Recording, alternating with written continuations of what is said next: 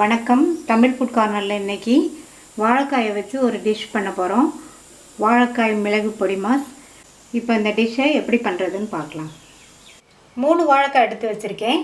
இந்த டிஷ்ஷுக்கு நல்ல முத்தலான வாழைக்காயை எடுத்துக்கங்க, அப்போ தான் நல்லாயிருக்கும். இப்போ ஒவ்வொரு வாழைக்காலையும் இந்த காம்பு பகுதியையும் இந்த சைடு நுனி பகுதியையும் கட் பண்ணிக்கலாம். ஒரு கடாயில் தண்ணி கொதிச்சிட்ருக்கு. 3 வாழைக்காயை இதில் சேர்த்துடலாம். இந்த வாழைக்காயை குழைய விடாமல் பாதி அளவுக்கு குக் பண்ணி எடுத்துக்கணும். இந்த வாழைக்காய் பாதி அளவு வேகிறதுக்கு 8லேருந்து 10 நிமிஷம் ஆகும். நம்ம முழுசாக சேர்த்துருக்கிறதுனால அவ்வளோ நேரம் ஆகும். ஒவ்வொன்றையும் 2 கட் பண்ணி போட்டோம்னா 5 நிமிஷத்தில் வெந்துடும். நீங்கள் எப்படி வேணாலும் வேக வச்சுக்கோங்க. வாழைக்காய் வேகும்போது அப்பப்போ இந்த மாதிரி பெரட்டி விட்டுக்கிட்டாதான் எல்லா சைடும் ஒன்று போல் வேகும். இப்போது 8 நிமிஷம் ஆச்சு. வாழைக்காய் பாதி அளவு வெந்திருக்கு. கத்தி வச்சு இந்த மாதிரி குத்தி பார்த்தோம்னா லைட்டாக கத்தி இறங்கும். அப்படின்னா பாதி அளவுக்கு வெந்துருச்சுன்னு அர்த்தம். இதை விட பெரிய வாழைக்காய்னா உங்களுக்கு டைம் கொஞ்சம் கூட ஆகும்.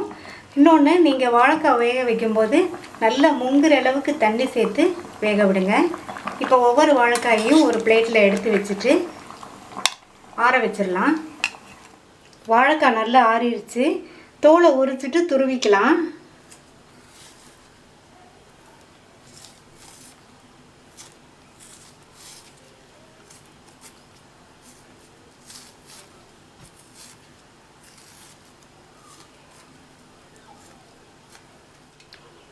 துருவுறதுல பெரிய சைஸ் துருவல், சின்ன சைஸ் துருவல் 2 இருக்கும். நீங்கள் பெரிய சைஸ் துருவல்லையே துருவிக்கலாம். வாழைக்காயை பாதி அளவு வேக வச்சாதான் நமக்கு துருவுறதுக்கு நல்ல ஈஸியாக இருக்கும். இங்கே பாருங்கள், பூவாக விழுது. ரொம்ப வேக வச்சிட்டோம், குழைய வேக வச்சிட்டோம்னா துருவுறதுக்கே வராது.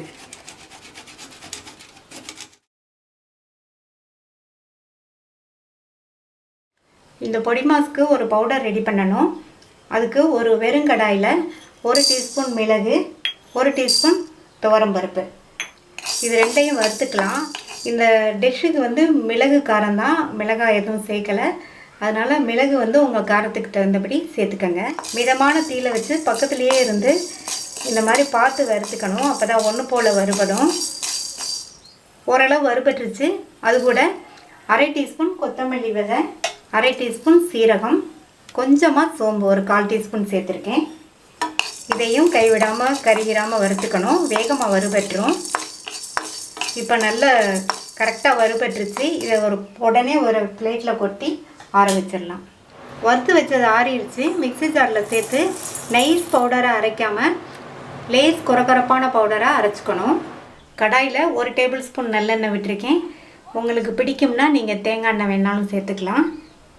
எண்ணெய் சூடாயிடுச்சு. அதில் 1/2 டீஸ்பூன் கடுகு, 1/2 டீஸ்பூன் உளுந்து, 1/4 கப் அளவுக்கு வெங்காயம், அது கூட 2 பூண்டு, நல்ல பெரிய பூண்டு ஸ்லைஸ் பண்ணி வச்சுருக்கேன், அதை சேர்த்துக்கலாம். இந்த மாதிரி ஸ்லைஸ் பண்ணி சேர்த்துக்கலாம், அல்லது இடிச்சும் சேர்த்துக்கலாம். ஒரு பச்சை மிளகாய் கீறினது, கருவேப்பிலை, எல்லாத்தையும் சேர்த்து வதக்கிக்கலாம். வெங்காயம் ஓரளவுக்கு வதங்கினா போதும், கலர் மாறிடக்கூடாது. அடுத்து இது கூட துருவின இந்த வாழைக்காயை சேர்த்துடலாம். வாழைக்காயை சேர்த்ததுக்கப்புறமா நல்லா இதில் பெரட்டி விட்டுருங்க. இந்த எண்ணெயிலையே நல்லா கொஞ்சம் நேரம் பெரட்டிக்கலாம்.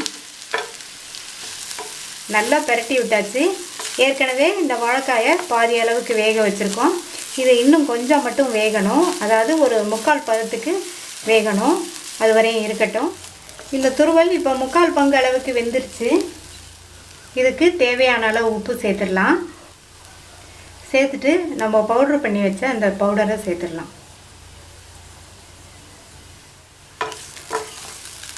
நல்லா ஒன்று போல் மிக்ஸ் பண்ணி விட்டுட்டு மீதி உள்ள பவுடரையும் சேர்த்துடலாம். இதுக்கு மிளகு, தனியா, சீரகம், சோம்பு இதெல்லாம் நம்ம வறுத்து சேர்த்தோம். இதுக்கு பதில் மிளகு சீரகத்தையுமே நீங்கள் 1-2 நல்லா கோர்ஸாக பவுடரை அரைச்சி சேர்த்துக்கலாம். அதுவும் நல்லாயிருக்கும். இது இன்னும் அதை விடவே டேஸ்ட்டாக இருக்கும்.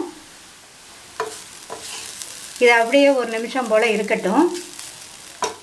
இது கூட தேங்காய் துருவல் சேர்த்துடலாம். தேங்காய் துருவல் வந்து கொஞ்சமாக சேர்த்தா போதும். அப்போ தான் நமக்கு இந்த மிளகு ஜீரகத்தோட ஃப்ளேவர் கிடைக்கும். ஆல்மோஸ்ட் ரெடி ஆயிடுச்சு.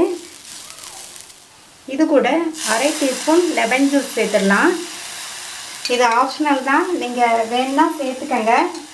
சேர்த்தோம்னா நல்ல ஒரு புளிப்பு சுவையோடு இருக்கும். வேணான்னா நீங்கள் ஸ்கிப் பண்ணிடலாம். லெமன் ஜூஸ் சேர்த்ததுக்கப்புறமா ஸ்டவ்வை ஆஃப் பண்ணிடுங்க. கடைசியாக இது கூட வந்து கொத்தமல்லி தழையை கட் பண்ணி சேர்த்துட்டோம்னா ரொம்ப சூப்பராக இருக்கும். இந்த கொத்தமல்லி தழை தான் இந்த டிஷ்ஷுக்கே ஹைலைட். அதனால் கொத்தமல்லி தழை சேர்த்துக்கங்க. சேர்த்துட்டு நல்லா மிக்ஸ் பண்ணி விட்டாச்சு. அவ்வளவுதான், ரொம்ப சூப்பரான வாழைக்காய் மிளகு பொடிமாஸ் ரெடி ஆயிடுச்சு. இது சாம்பார், ரசம், காரக்குழம்புக்கெல்லாம் ஒரு சூப்பரான சைட் டிஷ். நீங்களும் ட்ரை பண்ணி பார்த்துட்டு லைக், ஷேர் அண்ட் கமெண்ட் பண்ணுங்கள். தமிழ் ஃபுட் கார்னர் சேனலுக்கு சப்ஸ்கிரைப் பண்ணுங்கள். தேங்க்யூ.